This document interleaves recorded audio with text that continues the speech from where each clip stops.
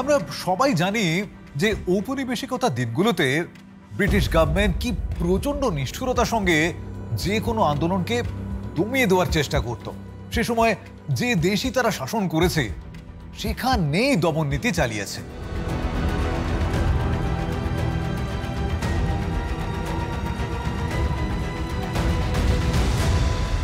ব্রিটিশদের এই নিষ্ঠুর মানসিকতা বরাবর স্বাধীনতা আর মানবিকতার বিরুদ্ধেই কাজ করে এসেছে।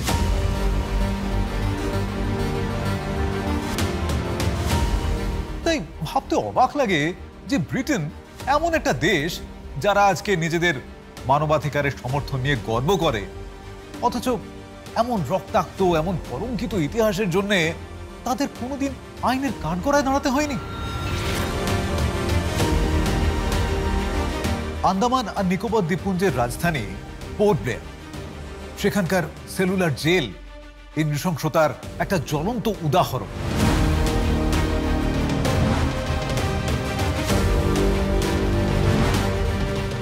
বলতে পারেন এ যেন নাৎসি বাহিনীর আউশউইটস এক্সটারমিনেশন ক্যাম্পের একটা ব্রিটিশ সংস্করণ।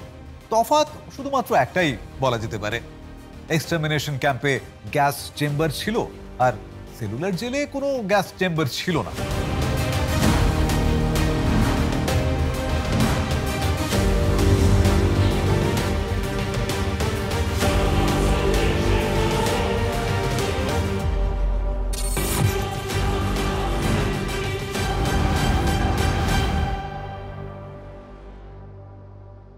কালাপানির সাজা পাওয়া ভারতের স্বাধীনতা সংগ্রামীদের উপর ব্রিটিশদের ভয়ানক নিষ্ঠুরতার সাক্ষী হয়ে আছে এই সেলুলার জেল।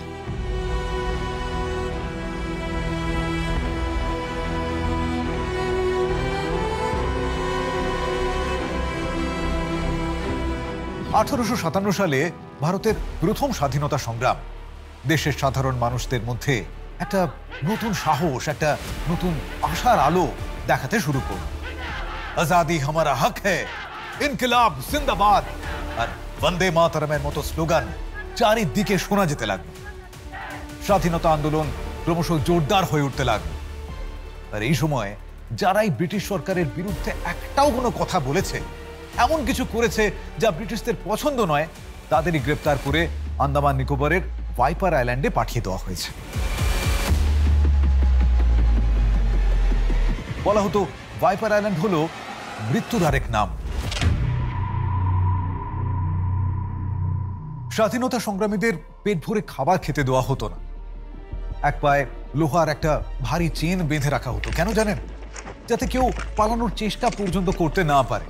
এই প্রচন্ড অত্যাচারের মধ্যেই তাদের দিয়ে ব্রিটিশ প্রভুদের জন্য বড় বড় বাড়ি, বিলাসবহুল সমস্ত অট্টালিকা, এই সমস্ত কিছু তৈরি করানো হতো। এভাবেই রস আইল্যান্ডে তাদের দিয়ে অনেক বাংলো বাড়ি, একটা বেকারি, একটা টেনিস কোর্ট, একটা সুইমিং পুল আর একটা ক্লাব হাউস পর্যন্ত তৈরি করিয়ে নেওয়া হয়েছিল। ভারতের স্বাধীনতা সংগ্রামের গতি একটু একটু করে বাড়ার সঙ্গে সঙ্গে ভাইপার আইল্যান্ডে কয়েদির সংখ্যাও বাড়তে শুরু করে। কয়েদি রাখার জায়গা কম পড়ে যায়, আর এই জায়গার অভাবের কথা চিন্তা করে British home secretary Charles James Port ব্লেয়ারে একটা পাশবিক জেলখানা তৈরির প্রস্তাব দেন।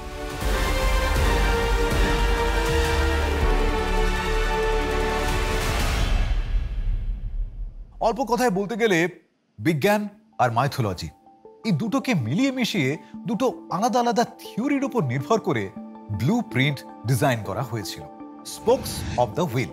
আপনি যদি উপর থেকে দেখেন তাহলে দেখবেন চাকার মতোই মনে হবে। এমন ভাবে বানানোর উদ্দেশ্য ছিল কয়েদিদের দিক নির্দেশ গুলিয়ে দেওয়া, অর্থাৎ কেউ কখনো পালানোর চেষ্টা করলে কোন দিকে যেতে হবে সেটা যাতে বুঝে উঠতে না পারে। দ্বিতীয় থিওরিটা ছিল প্যানপটিকান থিওরি। গ্রিক মাইথোলজিতে আর্গাস প্যানাপটাস নামে একটা চরিত্র আছে যার 100টা চোখ।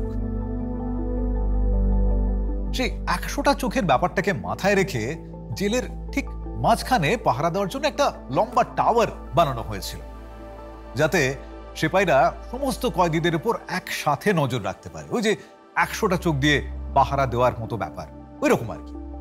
জেলের স্ট্রাকচারটা ছিল মাঝখান থেকে চারপাশে ছড়িয়ে পড়া 7টা আম বা বাহুর মতো। ঠিক মাঝখানে বিরাট উঁচু আর গোল একটা ওয়াচ টাওয়ার, প্রত্যেকটা বাহুতে ছোট ছোট খুপরির মতো সেল বা গারদ। এক একটা সেলের আকার আপনি ভাবতে পারবেন না, 4.7 ইন্টু 2.7 মিটার মাপে। গোটা জেলের মধ্যে 693টা সেল ছিল। এই যে সেল, এর থেকেই জেলখানার নাম সেলুলার জেল হয়েছিল। পুরো জেলখানাটা এমন ভাবে তৈরি যে এক একটা সেল থেকে অন্য সেলের পেছনের দেওয়াল ছাড়া আর কিছুই দেখা যায় না। কয়েদিরা যাতে একে অন্যকে দেখতে না পান বা নিজেদের মধ্যে কথাবার্তাটুকু বলতে না পারেন, সেই জন্য এমন ব্যবস্থা। প্রত্যেকটা সেলে কয়েদিদের একেবারে ছোট ছোট দুটো পাত্র দেওয়া হতো। একটাতে জল থাকতো আর অন্যটা দেওয়া হতো টয়লেট হিসেবে ব্যবহারের জন্য। পাত্রগুলো এত ছোট যে কয়েদিরা সেলের যে মেঝেটা ছিল সেটাকে টয়লেটের মতো ব্যবহার করতে বাধ্য হতেন। পরে ওইটুকু ঘরের মধ্যে ওই যে নোংরা আবর্জনা, তার পাশে তাদের খাওয়া দাওয়া করতে হতো। আর ওই অবস্থায় ওই নোংরার মধ্যে ঘুমোতে পর্যন্ত তারা বাধ্য হতেন। প্রচন্ড গরমের মধ্যে হাত মাথা অবস্থায় খালি গায়ে একটা চাকার হাতলের সঙ্গে, যাকে কয়েদিরা কুলু বলতেন, তার সঙ্গে একেবারে জন্তুর মতো বেঁধে নারকোল থেকে নারকোল তেল বের করার কাজে তাদের ব্যবহার করা হতো।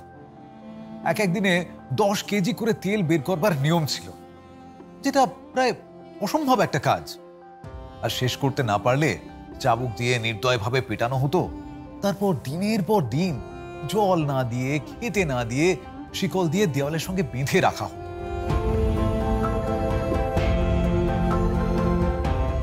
অনেক কয়েদিদের মধ্যে একজন ছিলেন স্বাধীনতা সংগ্রামী বীর সাভারকর। কয়েদিদের কিভাবে কৃতদাসের মতো খাটানো হতো, শুকনো নারকেলের ছোবড়া থেকে কাপড় বুনতে বাধ্য করা হতো, সেই সমস্ত কথা সাভারকর তার বইতে লিখে রেখে গিয়েছেন। এসব কাজ প্রধানত রাজনৈতিক বন্দীদের উপরেই চাপানো হতো।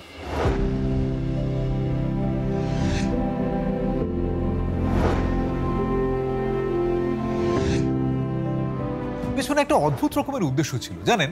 আর সেই উদ্দেশ্যটা হলো নারকোল থেকে ছোবড়া ছাড়ানোর জন্য কাঠের হাতুড়ি দিয়ে নারকোল পেটানোর সময় কয়েদিদের যেন মনে হয় যে তারা নারকোল নয়, তাদের স্বাধীনতার স্বপ্নকে ভেঙে চুরমার করছে।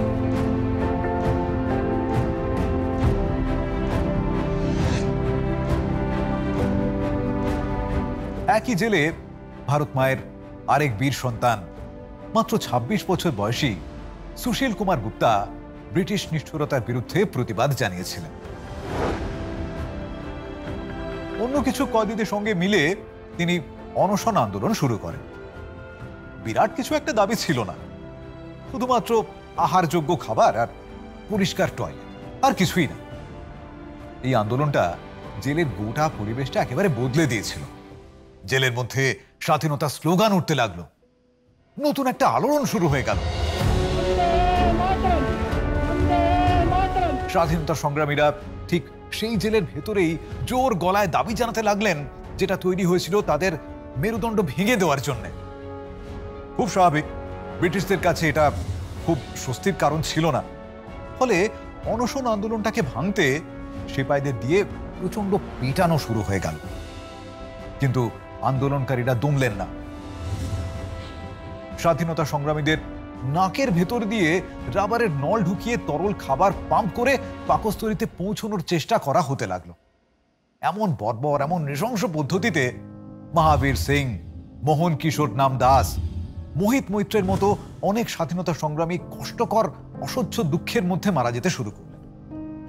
তরল খাবার তাদের ফুসফুসে গিয়ে নিউমোনিয়া বাঁধিয়ে দিল, আর চিকিৎসার অভাবে একে একে তারা মারা পড়তে লাগলেন। তারপর কি করা হতো জানেন? তাদের দেহগুলোকে ভারী পাথরের সঙ্গে বেঁধে সমুদ্রে ছুঁড়ে ফেলে দেওয়া হতে লাগলো। আস্তে আস্তে কালাপানির অন্ধকার জগতের খবর একসময় বাইরে ছড়িয়ে পড়া শুরু হলো। বন্দীদের মুক্তির দাবি একটু একটু করে জোরদার হয়ে উঠতে লাগলো।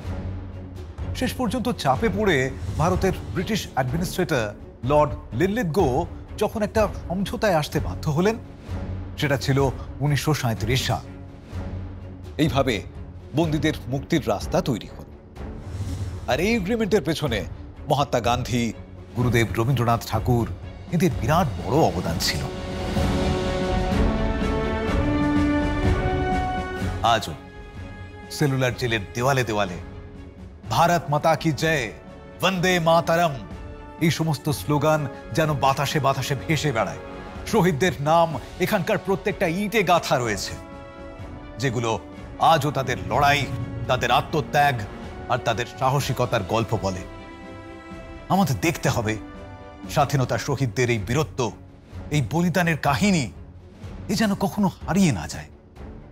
ভবিষ্যৎ প্রজন্ম যাতে বুঝতে পারে স্বাধীনতা আসলে সত্যি কত দামি।